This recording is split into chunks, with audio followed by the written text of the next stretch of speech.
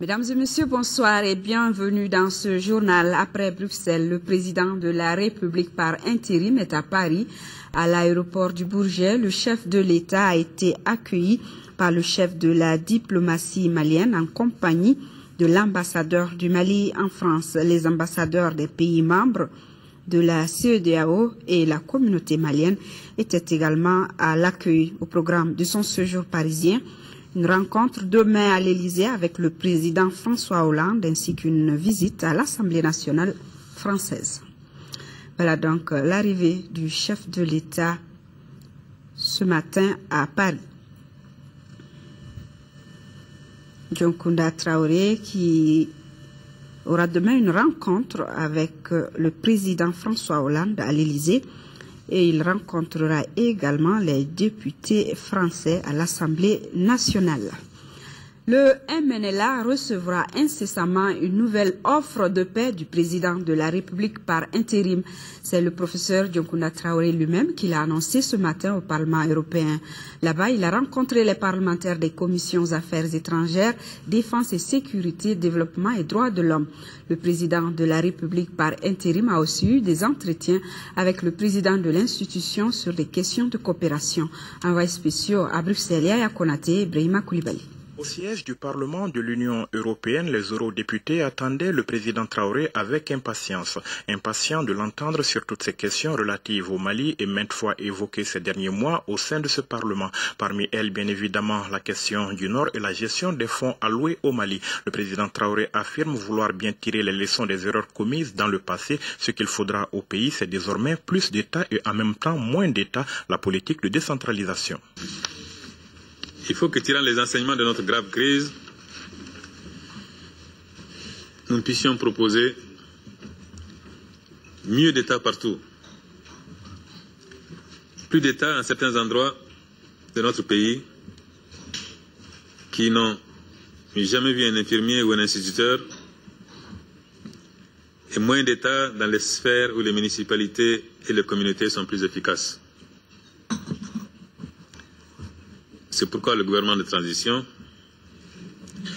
estime que la décentralisation effective est la réponse la plus pertinente à nos défis. Sur la question Touareg, le président de la République par intérim rappelle les efforts fournis dans le cadre des accords signés dans le passé au nom de la paix et de l'unité nationale. Les conditions de vie dans le nord du pays sont rigoureuses, reconnaît-il, mais il n'existe pas de problème Touareg au Mali, a-t-il martelé. Le président Traoré invite alors à ne pas faire l'amalgame. L'État malien n'a pas de problème avec les Touaregs. Et même dans une démocratie imparfaite, le coup de feu ne peut pas remplacer le dialogue.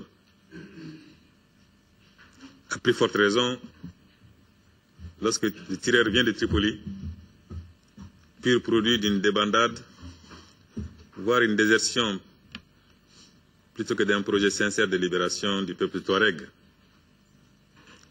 lequel n'est pas discriminé, lequel n'est pas prisonnier, lequel fait partie de la nation et ne le réunit pas. Le dialogue avec le MNLA, le président de la République par intérim, n'y est pas opposé, bien au contraire. Notre main reste tendue. Le MNLA, le Mouvement national de libération de l'Azawad, nous lui demandons simplement d'accepter le principe du dialogue et du désarmement. D'ailleurs, il recevra incessamment une nouvelle offre de paix à travers mon émissaire, l'ancien ministre des Affaires étrangères, puis des zones arides et semi-arides, M. Tcheblen Dramé, que certains d'entre vous certainement connaissent. Quant aux exactions dont la presse a fait ses choux gras en son temps et continue d'ailleurs de le faire, le président Traoré invite à faire la part des choses entre vérité et intox. Il condamne ces exactions qui ne resteront pas impunies si elles sont avérées. Et je l'ai dit, nous condamnons tout ce qui est traitement extrajudiciaire. Non seulement nous intégrons la question des droits de l'homme et des droits humanitaires au programme de formation de nos soldats, mais nous ne sommes jamais restés les bras croisés devant les cas qui ont fait l'objet de rapports crédibles. Situation des réfugiés, insécurité alimentaire, respect des droits de l'homme et des libertés individuelles, aucune question qui préoccupe les eurodéputés n'a été occultée. À son arrivée au Parlement de l'Europe, le président Traoré avait été accueilli par le président de l'institution avec lequel il a eu des échanges sur les questions de coopération. Une matinée riche en débats où le parlementaire Dioncounda Traoré était bien évidemment en terrain connu. La conférence de Bruxelles, je vous rappelle, a permis de mobiliser 3,250 milliards de francs CFA pour le Mali. À la cérémonie de clôture, le Mali et l'Union européenne ont signé 5 conventions de financement relatives à des projets prioritaires. L'enveloppe globale des conventions en question s'élève à plus de 300 millions d'euros. Elles ont été signées côté malien par le ministre des Affaires étrangères et de la coopération internationale et côté européen par le commissaire au développement.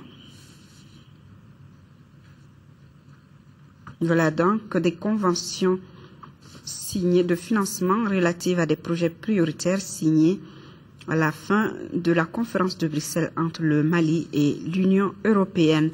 Les participants à la rencontre de Bruxelles sont unanimes. La somme collectée sera une bouffée d'oxygène pour le Mali. Il affirme cependant qu'il faut régler le problème du Mali dans sa dimension régionale pour vaincre définitivement les menaces qui pèsent sur le Sahel. Nous vous proposerons ces réactions des participants à la conférence de Bruxelles dans nos prochaines éditions. Mais à Bamako, nous avons essayé de voir l'avis des uns et des autres. Je vous propose de suivre Mohamed Ould Mamouni. Je pense que les bailleurs ont compris que les autorités maliennes veulent aller de l'avant. C'est pourquoi ils ont eu confiance aux autorités en place et ont promis de donner beaucoup d'argent au Mali. Oui, ça va beaucoup soulager la souffrance du peuple. Mais ce que nous demandons, c'est la très bonne gestion, afin que notre économie puisse être sur de bonnes voies et que le peuple puisse vraiment profiter de cette grande opportunité. Vu quand même la situation qu'on traverse maintenant, avec les dons, vraiment c'est mieux. Mais pour la gestion, tous les Maliens ont une inquiétude sur ça. Parce qu'avant, les dons, on entendait seulement par la radio ou à la télé, mais personne ne voyait rien. Mais si c'est bien géré quand même, c'est une très bonne chose.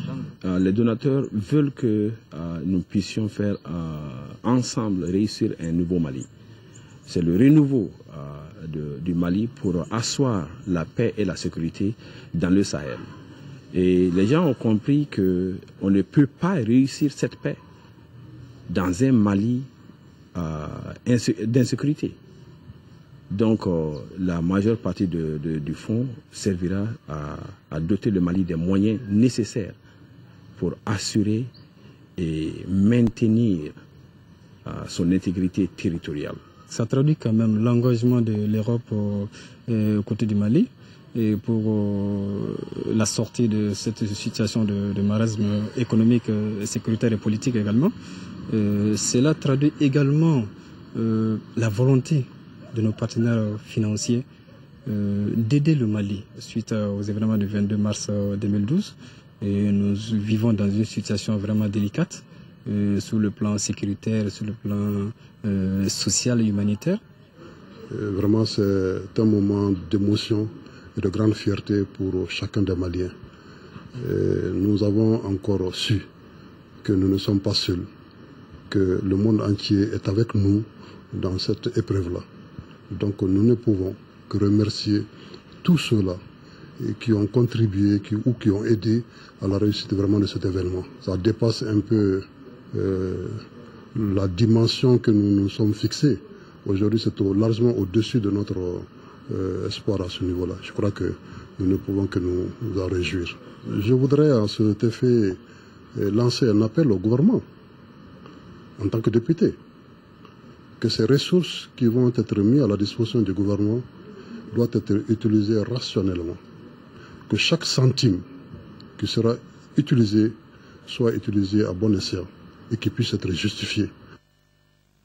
36e anniversaire de la mort de Modibo Keïta, premier président du Mali indépendant. À cette occasion, le premier ministre Diango Sissoko a déposé une gerbe de fleurs sur la tombe de l'illustre disparu au cimetière d'Amdalaï. Le chef du gouvernement rend ainsi hommage à celui qui s'est battu pour l'indépendance de notre pays. La cérémonie s'est déroulée en présence de certains membres du gouvernement, des représentants de la famille du défunt et de la hiérarchie militaire, nous signale Brahma Traoré. Le reportage au cours de ce journal. Le premier ministre Diango Sissoko, qui a également rendu hommage au général nigérian Yaya Seyni Garba, commandant adjoint de la MISMA, décédé le 11 mai dernier ici au Mali.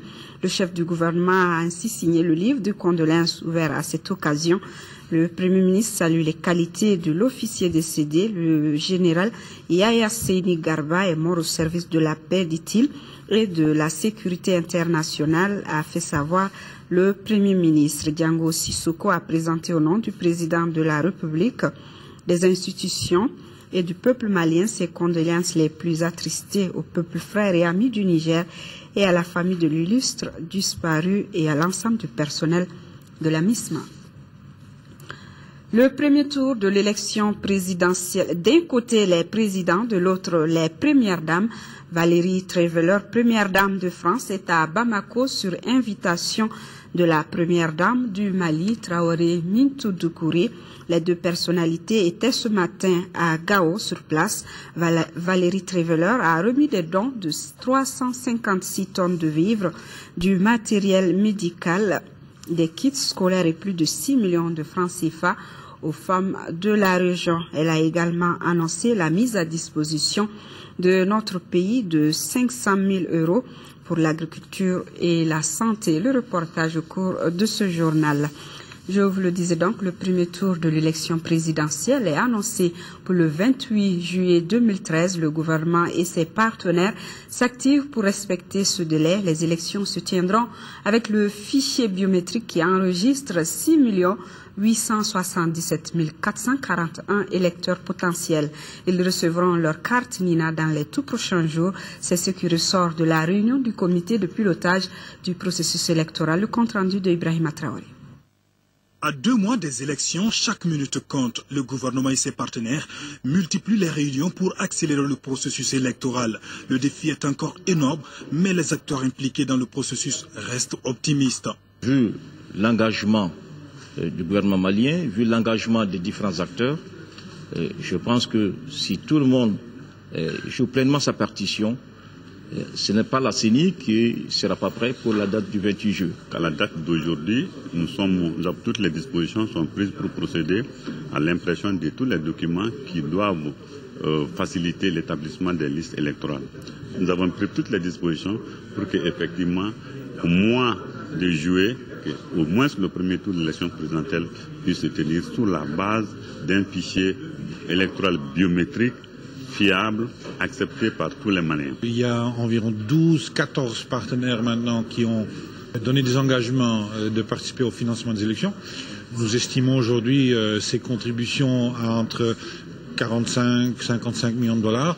Donc vraiment, aujourd'hui, on a pu voir qu'on est tous ensemble maintenant aussi pour organiser ces élections au Mali au mois de juillet. La date du premier tour de l'élection présidentielle annoncée pour le 28 juillet sera respectée, rassure le ministre délégué chargé de la décentralisation. Abdourahmane Oumar Touré précise qu'à ce jour, 6 877 441 électeurs potentiels sont enregistrés sur le fichier biométrique. Dans les prochains jours, les premières cartes NINA seront livrées et remises aux électeurs potentiels. Le train des élections a longtemps quitté la gare. Il nous revient par conséquent de canaliser nos énergies pour un aboutissement heureux de l'entreprise commune. Une campagne d'information et de sensibilisation est engagée pour mobiliser davantage les électeurs. Le but est surtout de favoriser une grande participation des Maliens aux prochaines élections. Et justement, la bonne couverture médiatique de ces élections constitue un défi majeur. C'est d'ailleurs consciente de cet enjeu que l'Union des radios et télévisions libres du Mali, URTEL, et la Fondation internationale pour les processus électoraux, AIFES, forment les animateurs et journalistes des radios. Le compte rendu de Agali Agagissa. Les animateurs des radios ont un rôle capital à jouer en matière de couverture des élections. Ils ont donc besoin d'être outillés pour l'atteinte de cet objectif. C'est dans ce cadre que ce partenariat vient au bon moment entre l'Union des radios et télévisions libres du Mali, IRTEL, et la Fondation internationale pour les systèmes électoraux, qui est une ONG américaine. Ce partenariat sera axé sur la formation de plus de 180 journalistes des radios, l'appui à la sensibilisation et à la mobilisation des électeurs et un monitoring de 50 radios engagées dans la production et la diffusion en période électorale. Cet atelier de Bamako concerne des formateurs qui seront répartis entre les 8 régions du Mali pour y former d'autres animateurs. Ils s'investiront à mieux impliquer les médias dans le processus électoral et la réconciliation nationale. Les termes retenus pour la série de formations ont trait à l'éthique et à la déontologie du métier. L'enjeu des élections avec une presse plurielle et diversifiée, le rôle des médias dans le processus électoral sont des éléments déterminants qui font que les professionnels doivent faire face à leurs devoirs et obligations pour mieux couvrir les élections. Pour être à la hauteur de la mission et de pouvoir répondre aux attentes des citoyens à la veille de cette échéance capitale, il est important que les médias soient formés avant d'informer à leur tour. Il s'agit plus précisément de former les journalistes maliens à la couverture des élections, de les outiller afin qu'ils puissent jouer efficacement leur rôle de critique sociale non partisane. L'organisation de cet atelier a été possible grâce à l'appui du département en charge de la communication et d'autres partenaires de l'IRTEL, dont la Fondation internationale pour les systèmes électoraux. 36e anniversaire de la mort de Modibo Keïta, premier président du Mali indépendant. À cette occasion, le premier ministre Diango Sissoko a déposé une gerbe de fleurs sur la tombe de l'illustre disparu au cimetière de Amdallah. Le compte rendu de Bourama Traoré. L'événement est traditionnel et le sens est profond, puisqu'il s'agit de rendre hommage au premier président du Mali indépendant, Modibo Keïta. Il y a exactement 36 ans que disparaissait le père de l'indépendance. C'était un certain 16 mai 1977, occasion pour le premier ministre de procéder au dépôt de gerbes de fleurs sur la tombe de l'illustre disparu.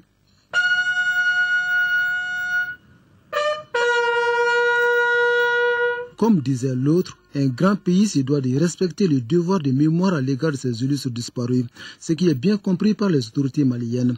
Plus qu'une tradition, la commémoration du décès du président Modibo Keïta est une reconnaissance de l'œuvre de l'homme. J'ai accompli un devoir en lieu et place du président de la République qui est absent du pays aujourd'hui.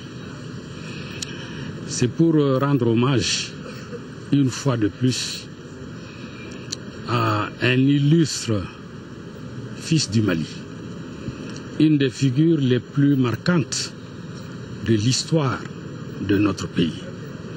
C'est le président Modibo Keïta, c'est lui qui a conduit l'équipe qui a amené notre pays à la souveraineté nationale et internationale.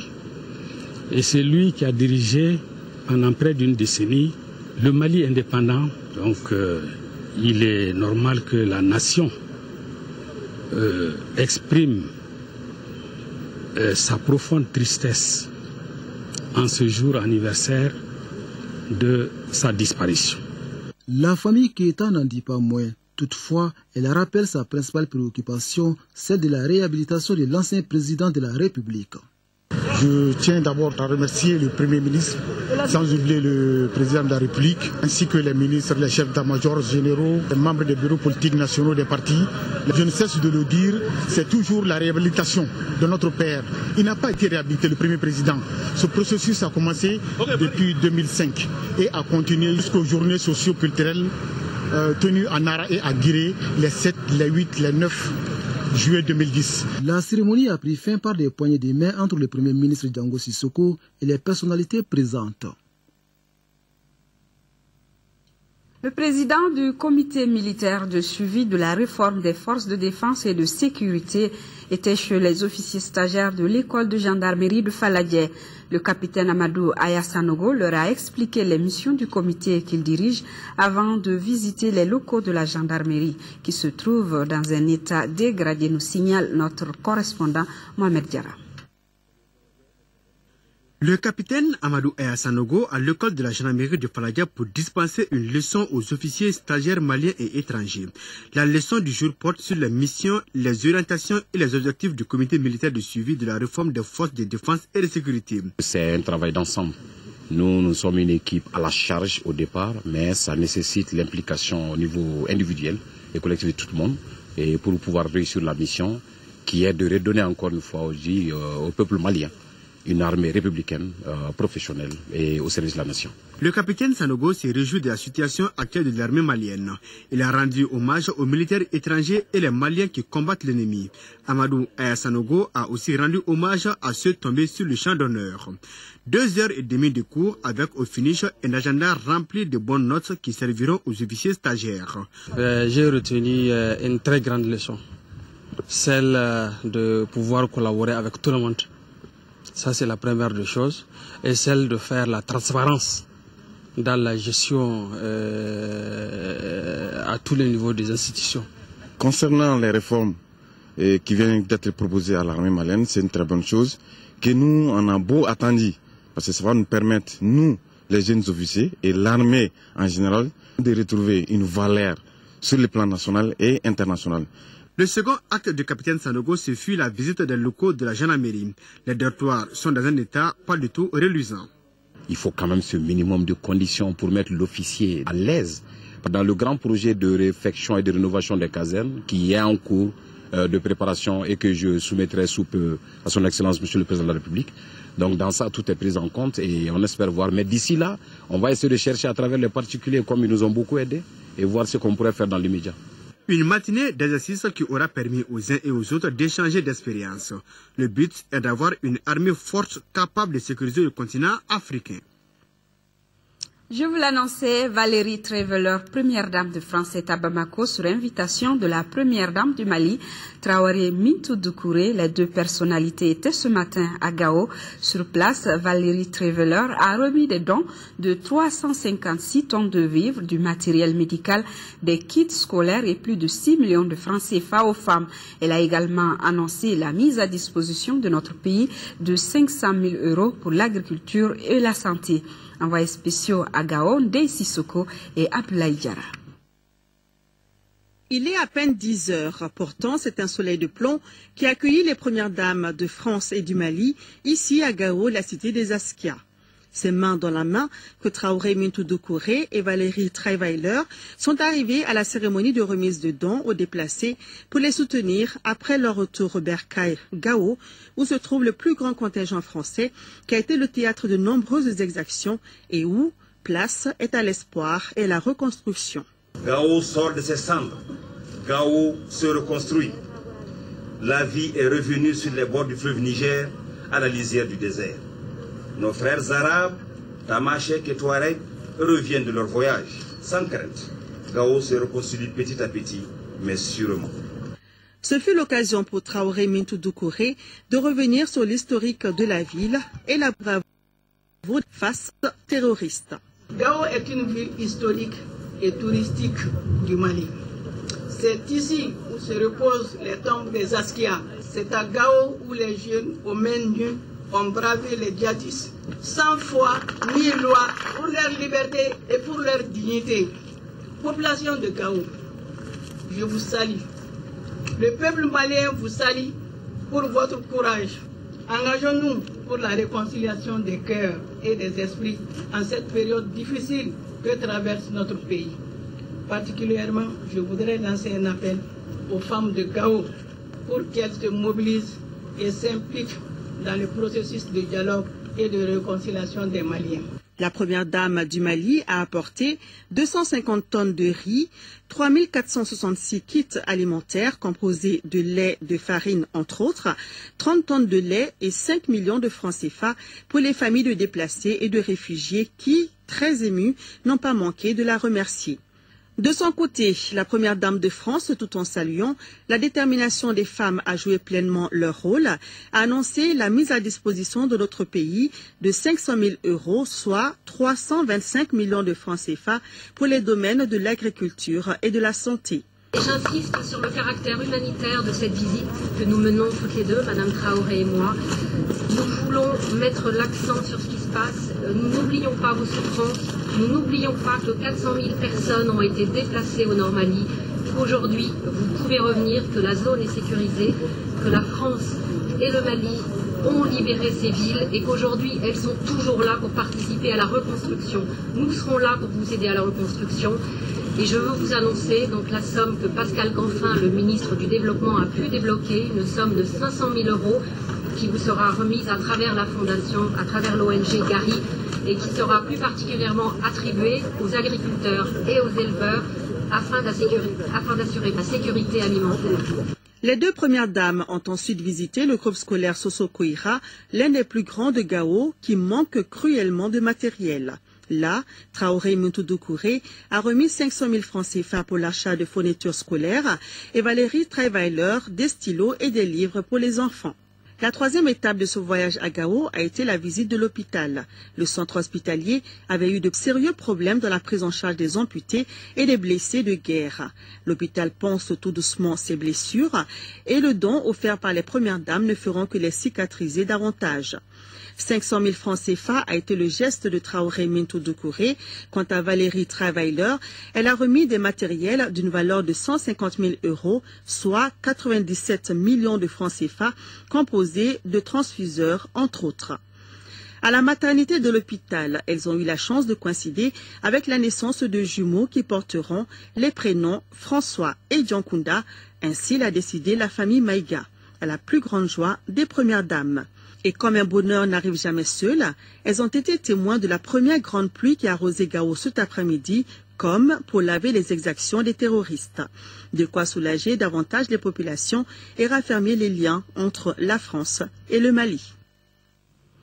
Très bon reportage de Sissoko. Merci pour ces détails. Le Mali, à l'instar de la communauté internationale, célèbre le 17 juin la journée mondiale des télécommunications et de la société de l'information.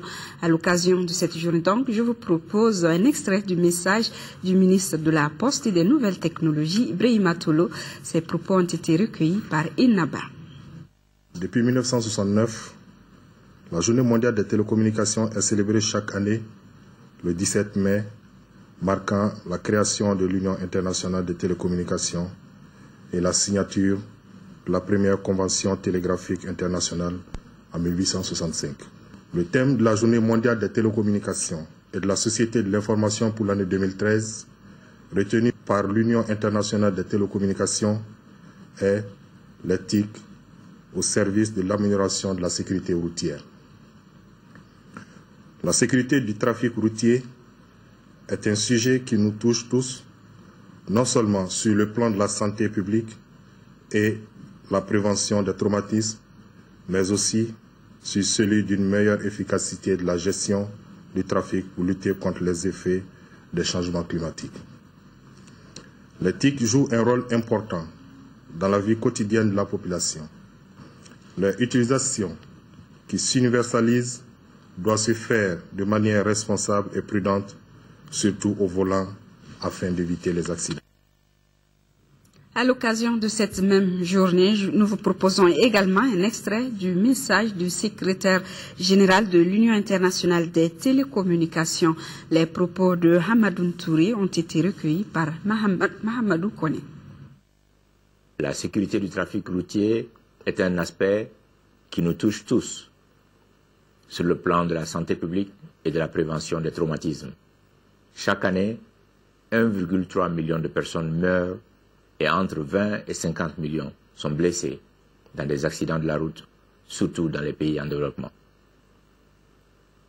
Les pertes économiques mondiales qui en résultent se chiffrent à 518 milliards de dollars pour les États et les particuliers. L'inattention des automobilistes et le comportement des usagers de la route qui, par exemple, rédigent des SMS ou utilisent des systèmes de localisation ou de communication au volant, sont parmi les principales causes du monde de tués et de blessés dans les accidents de la route. Mon message est clair. Ne vous laissez pas distraire par les outils technologiques quand vous conduisez, qu'il s'agisse de téléphoner ou de régler le système de navigation. Il est extrêmement dangereux d'envoyer un message texte ou un tweet quand on est au volant et il faut impérativement s'en abstenir.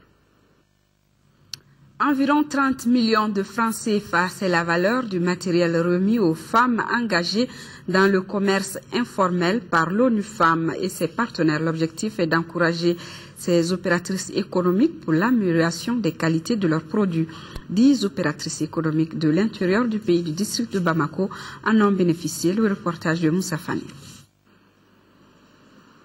Le commerce informel transfrontalier est une activité mal connue dans notre pays.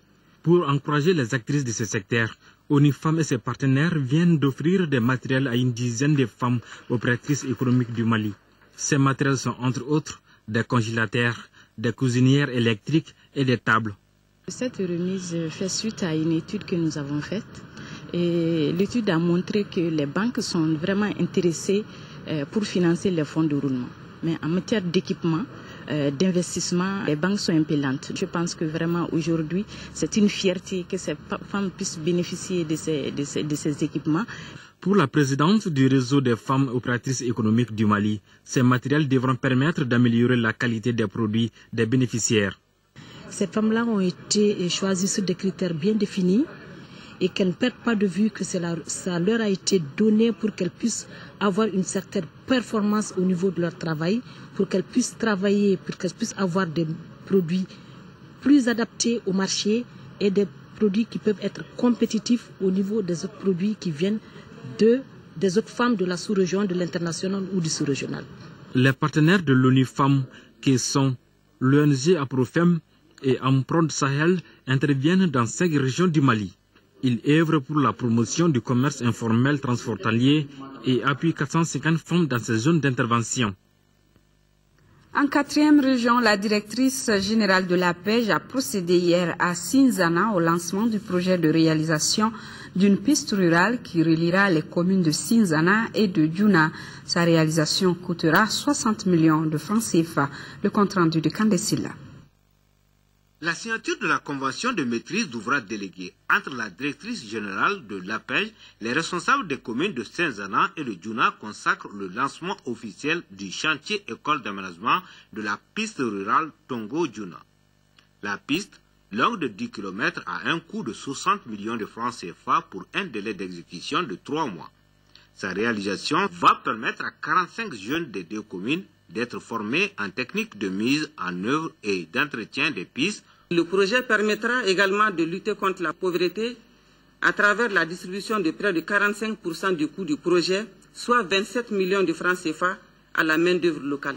Je tiens à signaler le caractère intercommunal de la piste qui relie Tongo, qui est un village de la commune de Sinzana, et Djouna, un chef-lieu de commune qui fait partie de l'arrondissement de Katiena.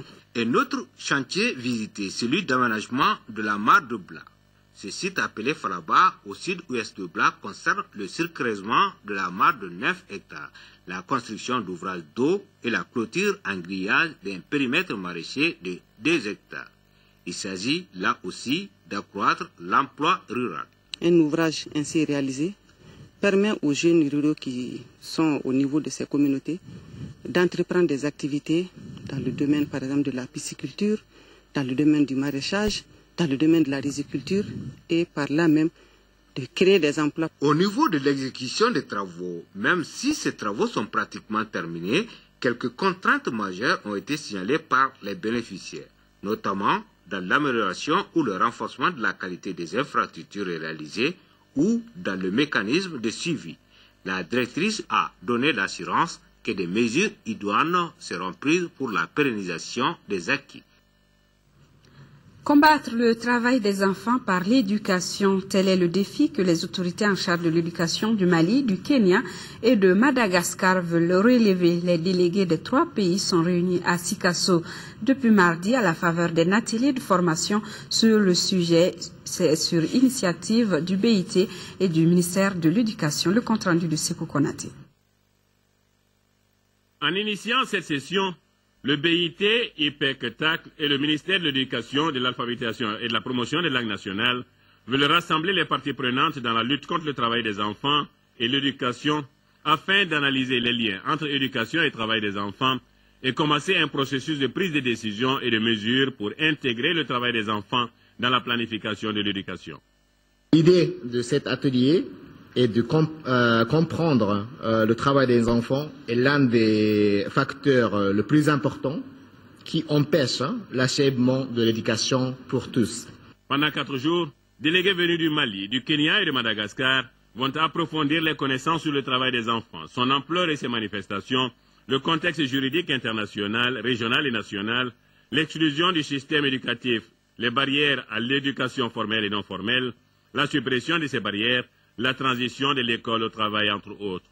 Il faudrait faire de l'éducation scolaire un facteur critique de la lutte contre l'exploitation économique des enfants à travers un accès universel à l'éducation, plus particulièrement à une éducation de bonne qualité, gratuite, obligatoire et assurée jusqu'à l'âge minimum d'admission à l'emploi.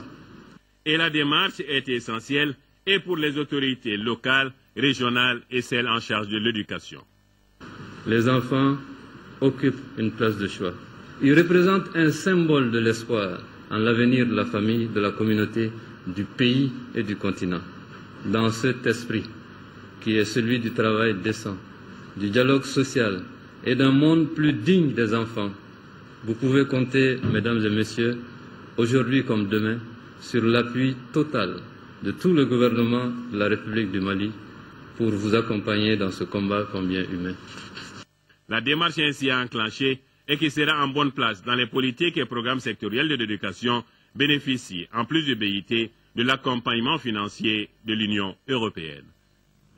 Nous poursuivons avec ce communiqué de presse, 376e réunion du Conseil paix et sécurité de l'Union africaine ce jeudi au siège de l'institution à Addis Abeba. Au menu des échanges, la situation au Mali. Les membres du CPS ont eu droit à une communication faite par le commissaire paix et sécurité Ramtan Lamra. Il a expliqué l'évolution de la situation marquée par la conférence de Bruxelles. La situation sécuritaire sur le terrain s'améliore malgré quelques menaces terroristes. La transformation de la MISMA en force des Nations Unies se déroule normalement et le processus politique suit son cours normal. Le chargé d'affaires de l'ambassade du Mali à Addis Abeba a profité de l'occasion pour saluer les efforts des partenaires du Mali, nous signale Alassane Djombele depuis Addis Abeba. Et cet autre communiqué, l'ambassadeur du Mali au Sénégal, Moulay Ali Khalil Askofare, qui a rendu visite hier aux prisonniers maliens détenus au camp pénal de Liberté 6 à Dakar.